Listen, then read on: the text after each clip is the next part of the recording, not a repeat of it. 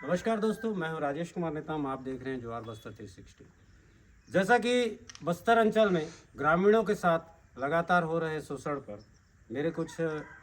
प्रतिक्रियाएं रहती हैं, जिसमें शिक्षा, स्वास्थ्य और भी अन्य चीज़ें हैं। वैसे ही अभी हम कोयनार पंचायत पे आए हैं और चलते चलते देखें कि सियान लोग हैं, अपने गाय बैल को चरा रहे हैं घर के, और ऐसे ही करके अपना जीवन चला रहे हैं। और कई पीढ़ियों से जो है शासन के क्रूर व्यवस्था के मारे हुए हैं। और इसके साथ साथ हमारे बस्तर अंचल में हमारे आदिवासी ग्रामीण भाई बहन और ऐसे हमारे बुजुर्गों को ये जो फाइनेंस कंपनियां होती हैं और जो एजेंट होते हैं, ये अपने अपने तरीके से कहाँ से ले आते हैं, बढ़िया बढ़िया प्लान ले आते हैं। कोई पल्स इंडिया ले आता है, कोई क्या ले आता है, कोई सहारा इंडिया ले आता है, तो कोई ऐसे करके कई सारे फ्रॉड कंपनियां हैं जो आती हैं और इनको लुभावने लालच देते हैं और बोलते हैं कि ये आप इतना पैसा जमा कीजिए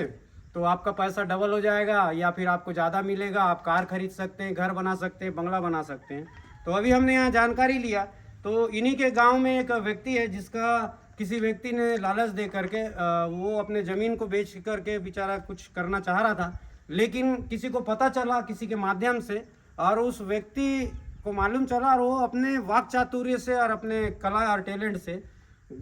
मालूम है कि बस्तर के ग्रामीण भोले भाले सीधे साधे हैं, तो उसका फायदा उठाते हुए पूरे के पूरे 10 लाख रुपए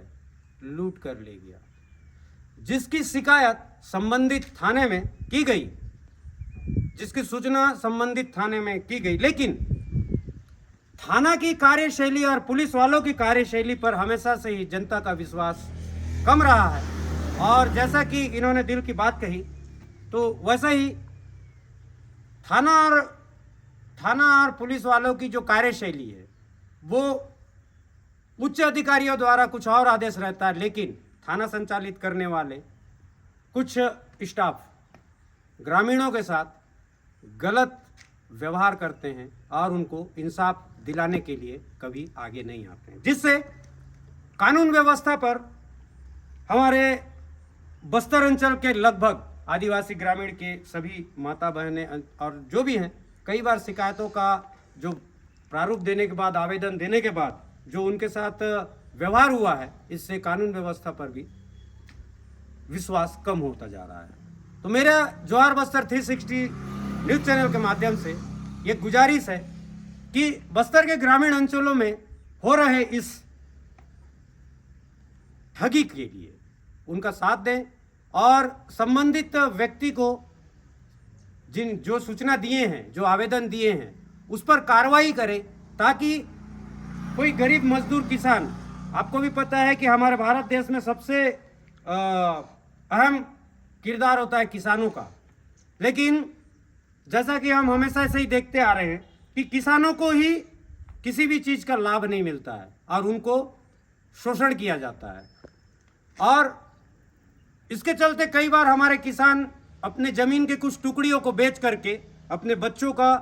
या अपने पारिवारिक स्थिति का या नए चलन की ओर बढ़ने के लिए उस पैसे को खर्च करना चाहते हैं। लेकिन अभी हमारे एक दादा ने जो मामला बताया, उस मामले के अनुसार कोई 10 लाख रुपया कोई छोटा रकम नहीं होता है। वो कई पीढ़ियों से वो कमा रहा था वो ज़मीन, जिसको वो बेच करके कुछ और करना चाहता था, लेकिन किसी न किसी साजिश और षड्यंत्र के शिकार होने के बाद में उसका 10 लाख रुपया कोई लेकर के फरार हो गया। और संबंधित थाने में शिकायत करने के बाद में भी थाने वाले ने ये कहा कि खर्चा तो लगता है। तो मैं ये जानना चाहता हूं कि क्या का खर्चा लगता है, क्या प्रावधान नहीं है गरीबों की मदद करना, आदिवासियों को हेल्प करना, अशिक्षितों को उनके न्याय के लिए उनका साथ देना। तो मेरा ये सवाल शासन प्रशासन से है कि जिस शोषण से हमारे बस्तर को मुक्त किया जाए। धन्यवाद, बने रहिए हमारे अगले वीडियो के लिए।